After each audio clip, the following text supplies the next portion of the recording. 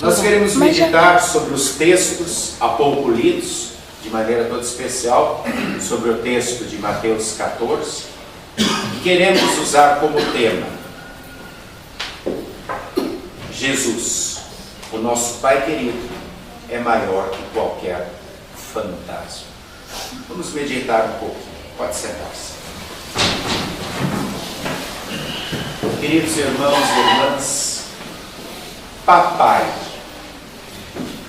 Hoje é dia dos pais. Então vamos falar um pouquinho dos pais. Papai. Essa é uma palavra carinhosa, uma palavra profunda, uma palavra simples e que quebra o nosso orgulho. Porque quando nós dizemos papai, nós sabemos que existe alguém que está acima de nós.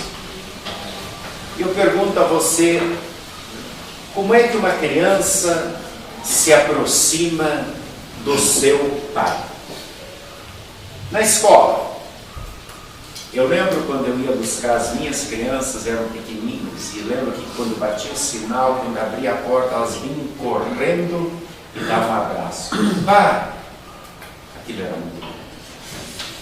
Na praça, quando estamos brincando com nossas crianças na praça, e aí, de repente, alguém tropeça, a criancinha cai, e a gente vai lá e limpa aquela ferida, limpa a sujeira, abraça a criança e ela abraça com um grande carinho, com um grande amor, e aí diz, não está doendo mais.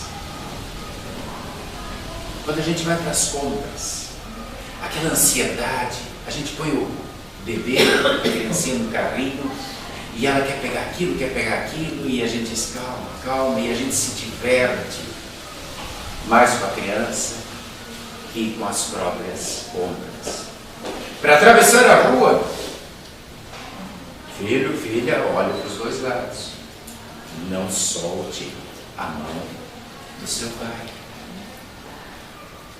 E quando o filho faz algo errado, e ele chora, e com o coração todo sentido pede perdão. E quando ele faz algo certo e o pai elogia e o abraça e diz parabéns, e aquela alegria espontânea, aquele sorriso, inunda aquele abraço dos dois. Papai.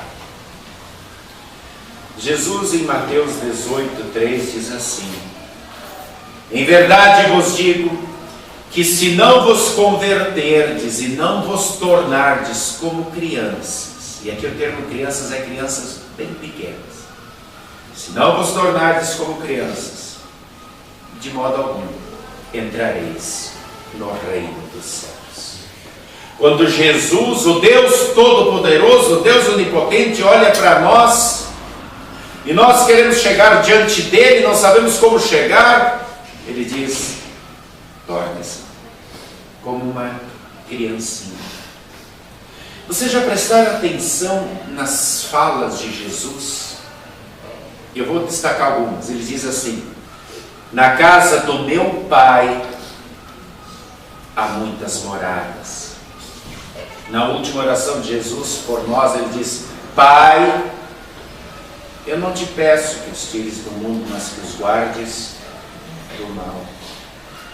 Para repreender os vendedores do templo, ele diz: a casa do meu pai é chamada de casa de oração. Quando ele nos ensina a orar, os discípulos dizem: ensina-nos a orar, ele começa dizendo: Pai nosso que estás no céu. E em vários momentos ele diz: eu e o Pai somos um. E uma das histórias mais significativas, mais emblemáticas que Jesus conta como parábola, ela é chamada de parábola do filho pródigo. Mas ali o grande destaque é o pai. O filho mais novo vai embora, gasta tudo que recebeu da herança, com prostitutas, com amigos, com festas, e quando está comendo a comida dos porcos, lembra que ainda tem pai. Embora ele tenha desprezado, tenha saído de casa, ele curtiu o mundo, ele está lá comendo a comida que os porcos comem, e ele quer pelo menos pedir um emprego para o pai dele.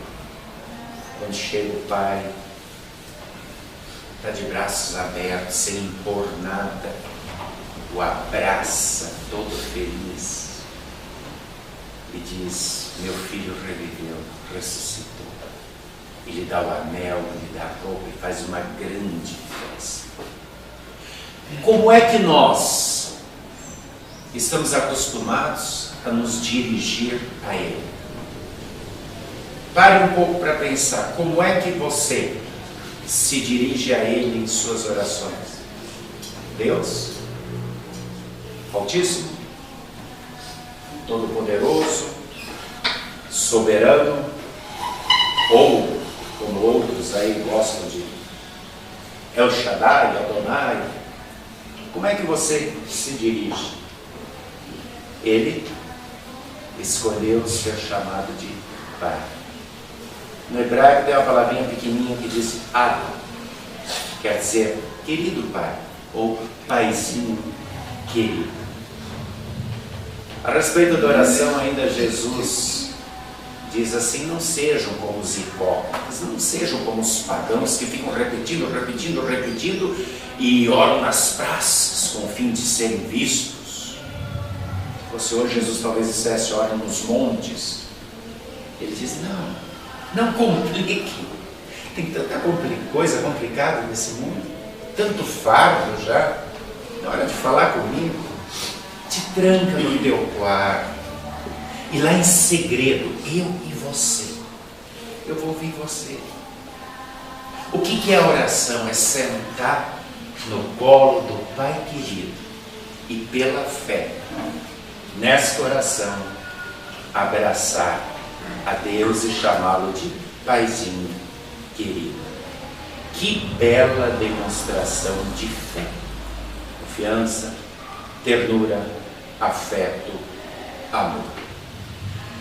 E com certeza não há nenhum fantasma que possa apavorar um filho sentado, abraçado no colo do seu pai.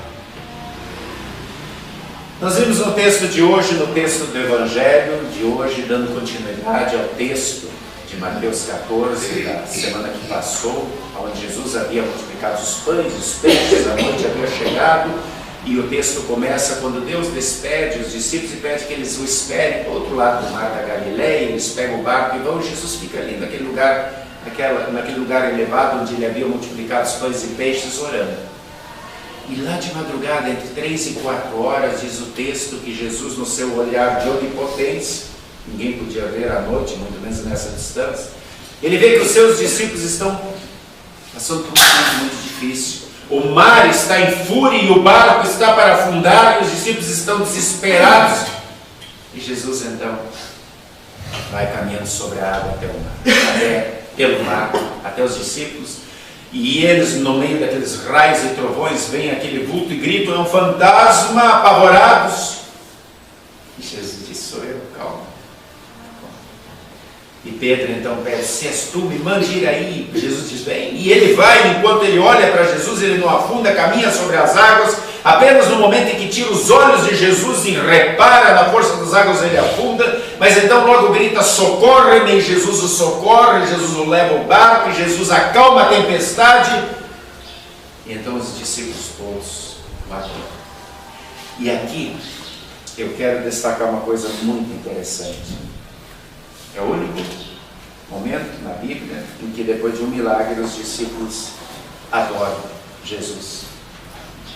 Jesus havia feito muitos outros milagres muito maiores do que acalmar a tempestade. Jesus havia curado cegos, surdos, leprosos, uma doença incurável que levava à morte, uma doença que causava nojo, ojeriza. Havia ressuscitado mortos, Lázaro, o filho da viúva de Naim, a filha de Jairo. Multiplicado os pães e peixes, tá bom. Milagres muito maiores. Mas aqui, os discípulos o adoram. Por quê? Porque agora era com eles. O cego era o outro, o surdo era o outro, o aleijado era o outro, o leproso era o outro, o morto era Lázaro, filho da viúva, filho de Jairo. Mas agora a tempestade estava afundando o barco deles. Quando é com a gente, aí o calo aperta bem mais. E aí eles, diante da impotência, diante daquela tempestade, não havia como não reconhecer que Jesus é Deus. E então eles o adoram. Porque Jesus é maior que qualquer fantasma, qualquer medo.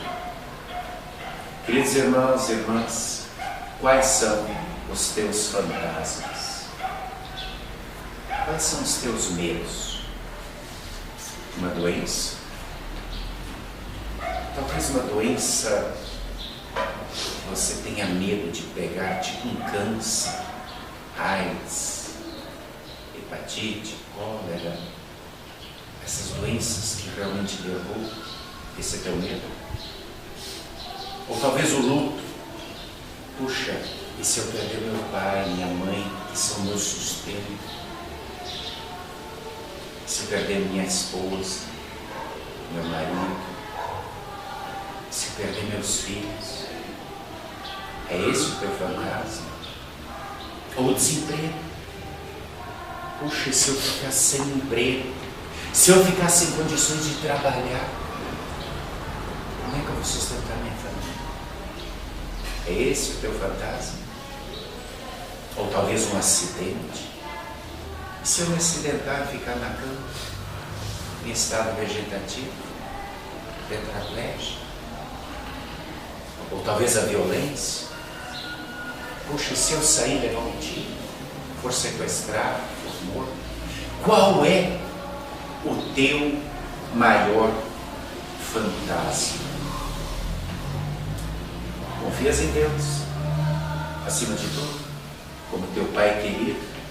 Muitas vezes nós confiamos desconfiando e não cremos que Deus é Deus, e ficamos apavorados diante de qualquer tribulação ou diante de qualquer suposição de alguma coisa que possa acontecer, mas que não chegou. E esse é o nosso maior medo, e nós criamos e fabricamos e sustentamos um medo dentro de nós. E vários são os fantasmas que estão sempre surgindo na nossa vida, são as aparições, as visões, que sempre de novo atrapalham o nosso viver, a nossa vivência. Muitas vezes nós também afundamos por causa dos nossos medos, dos nossos fantasmas, assim como Pedro afundou quando tirou os olhos de Jesus. E este é o segredo, esta é a receita para vencer qualquer fantasma, para superar qualquer medo: não tirar os olhos de Jesus. No texto do Antigo Testamento, em Jó, capítulo 48, nós conhecemos a história de Jó, sabemos que ele é um homem reto, íntegro. No texto de Jó 1:1 começa dizendo assim: Jó, homem reto e íntegro. Ou seja, ele não podia ser acusado de erro por nenhum dos seus contemporâneos. Ele era um homem honesto, um homem de caráter, um homem elogiado por todas as pessoas, um homem bom, um homem sincero. Claro que diante de Deus ele também era pecador. E ele, depois de ter perdido tudo, estar doente e ainda ser criticado por seus amigos o tempo todo, dizendo que talvez tivesse um pecado oculto e por isso estivesse sendo castigado, ele quer se justificar. E ele se diz injustiçado, e aos olhos humanos, sim. Quem de nós não concordaria com ele? Só que a partir do capítulo 38, o livro de Jó, é Deus que começa a falar. Diz o texto que Deus aparece um redemoinho que não para, e ele começa a perguntar para Jó, falar com Jó. E é interessante que em momento nenhum Deus fala do sofrimento de Jó. Deus não fala do sofrimento de Jó. Deus não fala da situação que ali está incomodando todos os amigos de Jó, a esposa de Jó, todo mundo, e principalmente Jó. Deus simplesmente começa a fazer perguntas para Jó e mostrar a dependência do ser humano de Deus. Deus começa a perguntar para Jó: onde é que tu estavas quando eu criei o mundo? Onde é que tu estavas quando eu disse para o mar: você vem até aqui e as suas ondas vão quebrar-se aqui? Onde é que tu estava quando eu criei todos os animais e dei as diversas características para cada um de maneira diferente, para que eles pudessem viver da forma a qual vivem? Onde é que tu estavas quando eu fiz as estrelas, os planetas, e dei nome para cada um deles? E Jó, que estava querendo se justificar, de repente viu aquilo que o profeta Jeremias e outros profetas dizem: Deus é o oleiro e nós somos o vaso. E muitas vezes esse vaso que Deus faz, sou eu, que é você, que é perfeito, muitas vezes se torna imperfeito no seu viver diário, e Deus precisa nos refazer, precisa nos quebrar. O apóstolo Paulo, na epístola de hoje aos Romanos, no capítulo 10, ele observava com muita tristeza isso no seu povo, que queria se justificar através das suas obras, através do seu legalismo, Então de repente pergunta: escuta, quem de vocês foi que trouxe Jesus do céu? Ou quem de vocês trouxe Jesus lá do inferno? Ele é Deus, ele veio dos céus, fez homem para morrer por vocês. Ele é Deus, ele morreu, desceu ao inferno para mostrar que era mais forte que a própria morte, e de lá ressuscitou. Nós somos nada. A pergunta de Paulo diante dos seus parece Deus perguntando para Jó, mostrando de fato o quanto nós somos grandes, o quanto vale a nossa justiça. E Paulo mostra que a nossa justiça está contaminada. É graça de Deus. Claro que quando morrermos, nós sabemos que estaremos diante de Deus e haverá dois vereditos: céu ou inferno. Vinde benditos, ou apartai-vos de malditos. Mas tente imaginar o seguinte: tente imaginar que você morreu e você chega e está diante de um guardião, diante de um anjo, diante de um porteiro celeste. E ele te pergunta: por que eu devo deixar você entrar aqui? O que você dirá? Ah, eu mereço. Ah, eu fiz tantas boas obras. Olha, eu fui um bom pai. Olha, eu fui um bom marido. Eu não traí minha esposa, eu fui uma boa esposa, não traí meu marido. Eu fui um bom filho. Eu fui um bom vizinho, nunca tive problema com ninguém. Eu fui um bom patrão. Eu fui um bom empregado. Eu fui um bom estudante. Ou eu cumpri os 10 mandamentos na minha vida. Aliás, eu cumpri outra. Eu jejuava, eu orava no monte, eu usava só roupas decentes, eu não bebia bebida alcoólica, eu não fumava, eu não escutava músicas do mundo. Muitos acham que é assim que terão que se apresentar diante de Deus. Esquecem que todas essas obras ou modo de viver ficarão ali no caixão, com os restos mortais, com pó e com cinza. A Bíblia é bem clara quando diz: não há homem justo sobre a terra, não há quem não peque. Só há uma maneira de estarmos diante de Deus: E Paulo deixa isso bem claro na epístola de hoje, dizendo que é somente pela fé, somente pela graça que nós podemos chamar esse Deus Todo-Poderoso de meu Pai querido, meu paizinho querido. E isso também agora nos leva, já que conhecemos essa verdade, nos leva a testemunhar, a falar. Existem tantas e tantas pessoas sem rumo, tantas e tantas pessoas em dúvida, tantas e tantas pessoas ludibriadas, enganadas, iludidas, ou ainda afogadas por causa de fantasmas que a atribulam e não conhecem o caminho da salvação, que é somente pela fé em Jesus, e isso é um presente que Deus nos dá.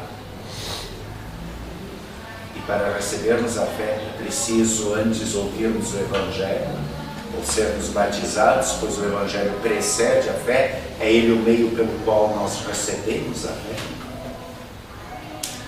E agora que conhecemos esse Deus que nos ama, que nos chama de filhos, que quer ser tratado como nosso paizinho querido, como é que tem sido o nosso relacionamento em família? Viram que nós cantamos 3 hinos que tratam de família? Como anda a tua afinidade com Ele, tua vida de filho amado? Tu colocas a esse teu paizinho querido em primeiro lugar? É tua prioridade estar na presença dele, na sua casa, que é a tua casa, pois fazes parte da sua família, agradecendo, louvando, adorando, aprendendo, buscando a graça de perdão e saindo daqui sempre com a certeza da sua bênção? Pois é assim que agem e que vivem os filhos de Deus. Fazem tudo para estarem unidos como família. E essa noção de família é tão importante para Deus, que entre os 10 mandamentos ele só dá um que tem uma promessa, onde ele diz: honrarás a teu pai e a tua mãe. Esse é o mandamento. E aí a promessa: para que te vás bem e vivas muito tempo, dias felizes sobre a terra, com a minha bênção. Honre, respeite, ame o seu pai e a sua mãe.